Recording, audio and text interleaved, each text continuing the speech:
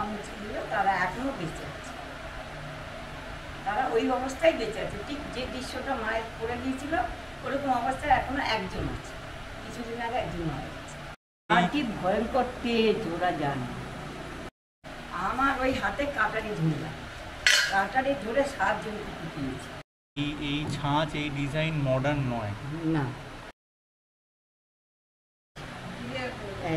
ও আচ্ছা, এই মাকে আপনি ওই স্বপ্নেতে পেলেন তুলসী তলার নিচে। হ্যাঁ, সেই তুলসী তলাটা কোথায়, মানে আপনাদের বাড়ি থেকে এখান থেকে কোথায়? তুলসী তলাটা হলো তোমার হ্যাঁ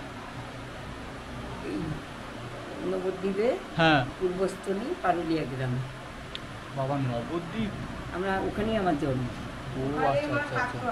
আর 10 বছর বয়সে আপনি স্বপ্ন পেয়েছেন? হ্যাঁ, পারুলিয়া গ্রামে। বাবা, এই হলো মা সন্তোষী মা। সন্তোষী মায়ের বুকেতে এটা কি নরমুণ্ডের মালা? না, বুকেতে না না, এমনি মাল, আচ্ছা। এমনি মাল। খুব সুন্দর মূর্তি এবং অনেক পুরনো মূর্তি, অনেক অনেক অনেক পুরনো। এটা মাটিতে অর্ধেক খেয়েও গেছে, আমি তুলিনি। এই যে এই সাইডটা দেখেছো? হ্যাঁ হ্যাঁ হ্যাঁ, মাটি আমি নষ্ট করিনি, সেই যুগের মাটি এখন আমি ওর মাথায় রেখেছি। অনেক পুরনো, অনেক পুরনো মাটি দেখেছো এখনো? হ্যাঁ হ্যাঁ হ্যাঁ, হ্যাঁ হ্যাঁ। এই মাটিটা আমি ফেলিনি কিন্তু। আচ্ছা, অনেক হাজার বছরের পুরনো হতে পারে। হতে পারে, হতে পারে। এই ছাঁচ, এই ডিজাইন মডার্ন নয়। না, বাবা, এই হলো সেই। একে নিয়ে বুকে করে একে নিয়ে আমি শ্বশুরবাড়ি গেলাম, মা আঁচলে বেঁধে দিল। আচ্ছা হ্যাঁ, আচ্ছা আর একে নিয়ে এই আমার প্রথম সন্তান, আচ্ছা। এই আমার। না না, ভালো। আবার আমি একটা মায়ের কাছে মেয়ে চেয়েছিলাম, হ্যাঁ। মানে আমার প্রথম সন্তান মেয়ে হয়েছে। আচ্ছা হ্যাঁ, আর হয়েছে শুক্রবার, আচ্ছা। আর চৈত্র মাসের শুক্রবার। আর আর কি মায়ের- ভয়ঙ্কর তেজ, ওরা জানে। আর চৈত্র মাসের শুক্রবারে তার জন্ম। চৈত্র মাসে হয়েছে। চৈত্র মাসে শুক্রবার। হ্যাঁ, আর এই মূর্তিটা চৈত্র মাসে শুক্রবারই আমি পেয়েছি। আর এই বড় মূর্তির পুজোটা আপনি বড় কবে? মূর্তির পুজো করতে গিয়ে অনেক ঝামেলা অশান্তিতে আমি পড়েছিলাম। বড় মূর্তিটা আমি অনেক পরে করেছি। আচ্ছা এটা হলো 78 সালে হ্যাঁ একবার মূর্তি বানাবো, পুজো করব, তখন আমার বাবা অসুস্থ হয়ে পড়লো। হ্যাঁ, তা আমি আর তখন পারলাম না, আচ্ছা না পেলে তারপরে আবার 80 সালে আমি মূর্তি বানালাম। আচ্ছা মাটির মূর্তি, ঠিক আছে। বসা মূর্তি ছিল। আচ্ছা মূর্তি বানিয়ে মায়ের পুজো করতে গেলাম, রাখি পূর্ণিমা ছিল। আচ্ছা, সেদিন ছিল আচ্ছা। বুধবার। আমি তো বুঝতে পারিনি যে বুধবারে পুজো করলে পরে ক্ষতি হবে। তা বুধবারে পুজো করছিলাম, তখন আমার বেড়ার ঘর ছিল। তখন দেখলাম মানে ঘরটা কাঠ হয়ে পড়ে গেল। না, তো পূর্ণিমা ছিল, তাই বুধবার।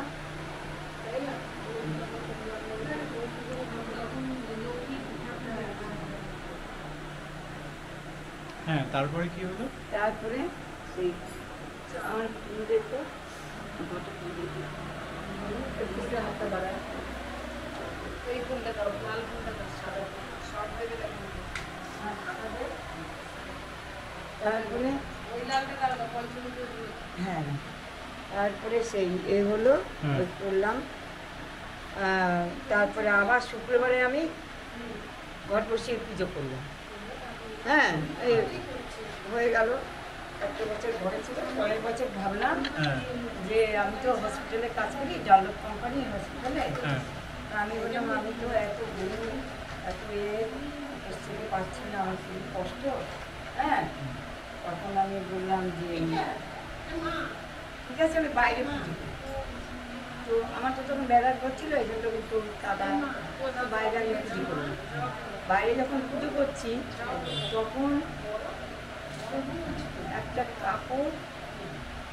কাপড় টানিয়ে পুজো করেছিলাম। আর্থিক অবস্থা খুবই খারাপ, মাটি কাপড় টানিয়ে পুজো করেছিলাম। পুজো করার পরে তখন হঠাৎ করে রাত্রিবেলা, রাত 1:30 থেকে আমি মায়ের মন্দির সাজাচ্ছি, আমার স্বামী আমি মায়ের মন্দির সাজাচ্ছি। সাজাবার সময় এরকম সময় হই হই করে রাত্রবেলা আওয়াজ। কী আওয়াজ? না, চাঁদনগর ওয়ার্ডের ছেলে এসে আমার মায়ের মূর্তি ভাঙছে। ওরা ভাবছে পাশের বাড়ির মহিলা পড়েছিল, সেই ক্যান্সারে বহুদিন ঢুকে মারা গেছে। হ্যাঁ, তো ও পাশের বাড়ির মহিলা ভাবছে আমার বাড়ির সামনে আমি পুজো করছি, বলছে না এই জায়গাটা দখল হয়ে যাবে, এখানে মায়ের মূর্তি পুজো করা যাবে না। তো কিছু লোক এসে মায়ের মূর্তি আমার ভাঙচুর করে দিল, মায়ের হাত মুচকে দিল, পা মুচকে দিল, তারা এখনও বেঁচে আছে। তারা ওই অবস্থায় বেঁচে আছে, ঠিক যে দৃশ্যটা মায়ের করে দিয়েছিল ওরকম অবস্থায় এখনো একজন আছে। কিছুদিন আগে একজন মারা গেছে, তাদেরও হাত পা ওরকম বেঁকে গেছে। তারপরে মায়ের মূর্তি ভেঙে দিল, ভেঙে দেওয়ার পরে আমি খুব কান্নাকাটি করছি। তারপরে আমার মানে মদ খাওয়ার অবস্থায়, তো ওই সময় আমার স্বামীকে মারধর শুরু করল। ও ঠেকাচ্ছে না, এটা করবেন না, আমরা খুব কষ্ট করে, আমরা গরিব মানুষ, খুব কষ্ট করে আমরা পুজোটা করছি, আপনি এটা করবেন না। কিন্তু ওরা কি শুনে, ওরা এই করলো, মারধর শুরু করেছে। এবারে ওকে ফেলে দিয়ে বড় একটা ঝামাইতে পিস্তল ওকে মারবে, মানে ও শেষ। এই কে দিয়ে দেয় না মা। হ্যাঁ, তারপরে ঝামাইটা টুকরে এইভাবে তুলেছে, এর মারবে। তখন আমি দেখলাম তো মরে যাবে। তখন ওই তখনকার দিনে দেখ তিরকাটিও কেনার মতো ক্ষমতা ছিল না, কঞ্চি বাসা থেকে কেটে এনে আর তাল পাতা নিয়েছিলাম, ওই দিয়ে তিরকাঠি বানাচ্ছি। হ্যাঁ, তো কাটা এটা ওখানে ছিল, কঞ্চি কাটবো বলে রেখেছিলাম। তখন আমি দেখলাম আমার স্বামীকে বাঁচাতে হবে এবার। তখন মায়ের মুখের দিকে তাকালাম, আমি দেখছি মায়ের মূর্তি প্রতিষ্ঠা করাই হয়নি, ভাঙা মূর্তি চোখ দিয়ে জ্যোতি বেরোচ্ছে। হ্যাঁ, এটা কেউ বিশ্বাস করবে না, এটা কেউ বিশ্বাসই করবে না। হ্যাঁ, তারপরে আমার ওই হাতে কাটারি ধরলাম, কাটারি ধরে 7 জনকে কুপিয়েছি। 7 জনকে কুপিয়ে সেই রাতে আমি চুচুড়ো থানায় যাই। হ্যাঁ, ঘরে বাচ্চাগুলোকে নিয়ে পাশের বাড়ি শুয়ে ঘরে তালা মারতে এসেছি। পেছন করে দেখি পাশের এই জায়গাটা ফাঁকা ছিল, কমসে কম 50টা মহিলা আর পুরুষ আমাকে মারতে এসেছে। আমি আমার স্বামীকে আগে সরিয়ে দিয়েছি। আর যে পুরানো মূর্তিটা ছিল ঘরে, তো এই ছোট্ট যে মূর্তি, হ্যাঁ ইনি ছিল। আর একটা মূর্তি আমি আগের বছর যেটা পুজো করলাম আর কি, সেটা ছিল। তা পরের বছর ভাবলাম যে আমি আর মূর্তি টুর্তি রাখবো না, যেমন চলছিল তেমনই চলবে। হ্যাঁ, আমার তো কাজ করে খেতে হয়, আমার স্বামী তো রোজগার করতে পারে না। হ্যাঁ, তখন এ করলো পুজো, মায়ের মূর্তি ওইটা করলাম। তারপর আবার এই নতুন মূর্তি বিসর্জন দেওয়ারই খুবই ইচ্ছা দিয়ে আমি বাইরে ইট মানে কাদা তো এখানে লোকজন ঢুকতে পারবে না, ইট বিছিয়ে ওখানে পুজো করব। কিন্তু ওরা এসে ভাঙচুর করে দিল না মূর্তি। ভাঙচুর করে দেওয়ার পরে তখন দেখছি মারধর হচ্ছে, তখন কাটারি তুলে নিলাম। কাটারি তুলে নিয়ে আমি 7 জনকে কুপিয়েছি। কুপিয়ে ওই রক্ত আমাকে পাড়ার লোক ঠেকাতে পারেনি। তারপরেও আবার এরা দল বেঁধে আসলো, এদের বটি নিয়ে তাড়া করলাম, এরা সব পালিয়েছে। ঘরে তালা মেরে রাত্রেবেলা আমি একা, আমাকে পাড়ার লোক সাপোর্ট করেন। হ্যাঁ, আমার স্বামীকে সরিয়ে দিলাম, বাচ্চাগুলো সরিয়ে দিয়ে মেয়ের হাত ধরে আমরা গেলাম চুচুড়ো থানায় যাবো। কিন্তু এত রাতে কী করে যাবো, রাত 1টা বাজে। হ্যাঁ, তখন আমারও অল্প বয়স, 24 বছর বয়স। হ্যাঁ, তখন আমি কী করবো, তখন আমার এক মাস্টারকে ভাইয়ের কাছে দিলাম, গিয়ে বললাম দাদা তোর তো রিক্সা আছে, আমাকে একটু চুচুড়ো নিয়ে চল, আমার এই দুর্ঘটনা ঘটেছে। দাদা বলছে তুই এই সিপিএমের লোকের সাথে করছিস, লড়াই করছিস? না না হয় না, আমি যাবো, তুই এখন বেরো আমার বাড়িতে। আমাদের ওখান থেকে ধাক্কা মেরে বার করে দিল। দেওয়ার পরে তো আমি হাঁটতে ওই রাস্তায় গিয়ে দাঁড়ালাম। যদি কিছু পাই, মেয়েকে বললাম হয় হবে যাবো, নয় যাবো না, বাড়ি ফিরে যাবো। মেয়ে তখনই 11 বছর বয়স। তখন মেয়ে যতটা পারি হাঁটি চল। তখন দেখলাম একটা রিক্সা আসছে অত রাতে। হ্যাঁ, মোটা সোটা একটা লোক এসে বলছে কোথায় যাবে মা? আমি বললাম এই তো মামনি। আর লোকে সব 10 টাকা 5 টাকা 2 টাকা পুজো করার জন্য দিয়েছিল, ওই টাকাগুলো আমার আঁচলে বাঁধাচ্ছিল। হ্যাঁ, তখন আমি বললাম মামনি একটা রিক্সা আসছে। আমি বলছি কি কত নেবে? বলে ওঠো না। কোথায় যাবে? চুচুড়ো? আমি বললাম না, আমিও চুচুড়ে যাচ্ছি। এই বলে আমাকে রিক্সা তুলে নিয়ে আমি আঁচল থেকে তখনকে নিয়ে 10 টাকা বার করে দিচ্ছি। হ্যাঁ, 5 টাকা 2 টাকা যাবে পয়েন্টগুলো, 2 টাকা 1 টাকার এরকম পয়েন্ট যখন পাওয়া যায়। হ্যাঁ, তখন আমি এই পয়সাগুলো ওকে দেবো বলে তখন বলছে মা তুমি ভেতরে ঢোকো না, থানায় যাও, আমি এখানে বসে থাকি, আমি নিয়ে যাবো। কত দেবো? বলছে তুমি দিও। এই বলে আমার কাছে পয়সা নেয়নি, ও বাইরে বসেছিল, আমি উঠে আসছি। থানায় গেলাম। থানায় যাওয়ার পরে ওই কাটারি রক্ত, আবার কুপিয়েছে, কুঁচি দিয়ে রক্ত, এখানে কপালে সব রক্ত বেরিয়ে হয়েছে। তখন ওই দেখে বড়বাবুকে ডেকেছে রাত্রেবেলা। বড়বাবুকে বললো আপনি আসুন, দেখুন এখানে এসে এখানে কী বিভৎস এক মহিলা, এক কপাল সিঁদুর লেপটে ছেড়ে এখানে এসছে, কি উৎপাত আরম্ভ করেছে, হাতে কাটারি নিয়ে এসছে। কী বলছে আমরা কি, আমারও না কথাটা তখন এত সব কিছু করে গেছি না, আমার কথাটা জড়িয়ে গেছে। জড়িয়ে তো যাবো, তখন তো তোমার সে সেন্স নেই। হ্যাঁ, চাটা গরম করে দিই। ফ্যানটা এত জোরে চলে। হ্যাঁ, দিয়ে এইবারে হ্যাঁ সাইডে রাখছি। দিয়ে এবারে আমি বললাম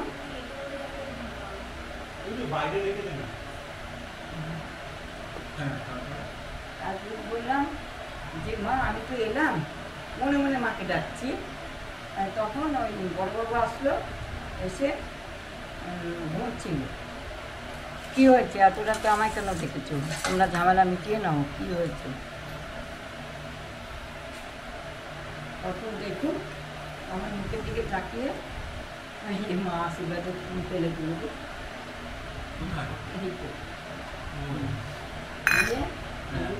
কথাগুলো বলছো, পুরোনো কাহিনীগুলো শোনাচ্ছি মায়ের সামনে। মিথ্যা কথা বললে না হাতটা দিয়ে বার করে দেবে বাইরে সঙ্গে সঙ্গে। তারপরে সেই আমি আর মাকে ডাকছি, মা আমি এবার কী করবো তুমি আমায় বলো।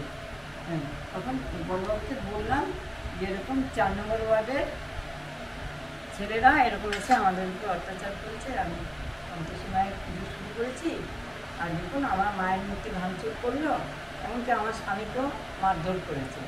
আমি আমার স্বামীকে বাঁচাবার জন্য আমি এই কাটারি তুলে ধরেছি। আর নেই তোদের কথা। হ্যাঁ, কথা দিতে হবে না, মাথা লিলাটা করতে হবে। থাক ওই জগাটা। হ্যাঁ, হ্যাঁ, বড়বাবু বললো গাড়ি বার করো, লেডিস পুলিশদের ডাকো। আচ্ছা, বললো গাড়ি বার করো, আমরা বেরোবো। আচ্ছা, উনি আমাদের সাথে আসে। আচ্ছা, আমাদের সাথে এসে হ্যাঁ, দেখলো জায়গাটা। আচ্ছা, জায়গাটা দেখলো, দেখে বললো যে ঠিক আছে, আমার বাড়ি ছিল। হ্যাঁ ছিল। তাহলে আমাকে নিয়ে চলো। তারপর গেলাম, সব বাড়ি বাড়ি গেলাম, সব কটাকে তুললাম। তুলে পরের দিন পুলিশ গার্ড দিয়ে, আর যে স্বপনবাবু বড় গাড়িটা আমার পকেট থেকে প্রথমকার দিন 200 টাকা দিয়ে গেল আমাকে। মায়ের মূর্তিটা সারিয়ে নাও, নিয়ে মা কালকে সকালে এখানেই পুজো করবে। হ্যাঁ, ওই ভোরবেলা এসে ঘুমিয়েছি, এসে আমাকে ওখানে পুজো করিস না, আমি তোকে ছেড়ে যাবো না, তুই আমাকে ওর ঘরেই এক কোনায় পুজো কর, যেমন করছিলি তুই তেমন করছি, আমার ছাড়িস না, আমার প্রচার কর, তোর এই জন্মার ঘর থাকবে না, যতটা জায়গা তোর ততটা ঘর হবে, তুই আমায় ছাড়িস না। এই স্বপ্ন দেখে আমি সঙ্গে সঙ্গে মাটির মূর্তি পালকে ডেকে এনে ওখানটায় বসাই, বসিয়ে তখন ঘরে আবার পুজো করলাম, লোকজন খাওয়ালাম, কিন্তু পুলিশ গার্ড ছিল।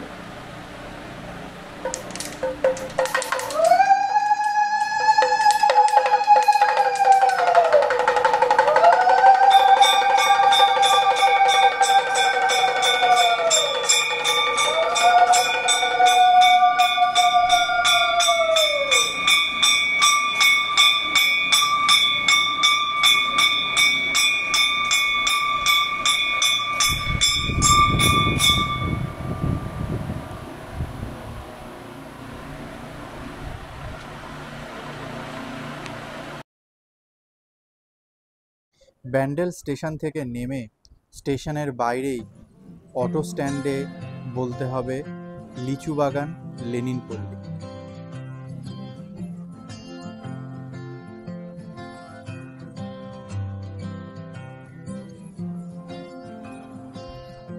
আর অটোতে লেনিনপল্লীর গ্রিল ফ্যাক্টরি বললেই অটোওয়ালা নামিয়ে দেবে আপনাদের এইখানে, এই গ্রহরাজের মন্দিরের সামনে।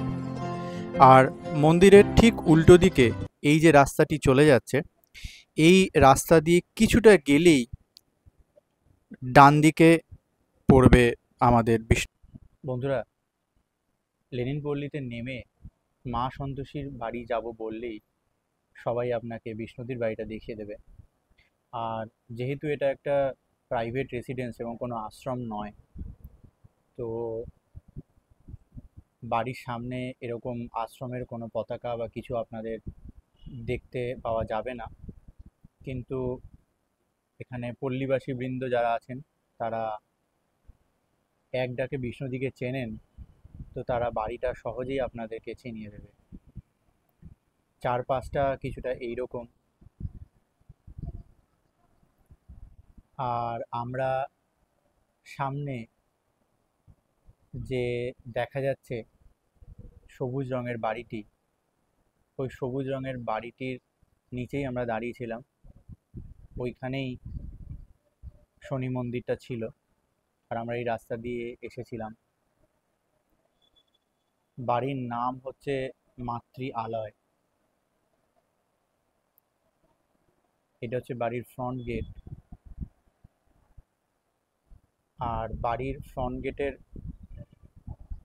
বাঁদিকেই এরকম একটা সরু গলি দিয়ে সোজা কিছুটা ঢুকে আসলেই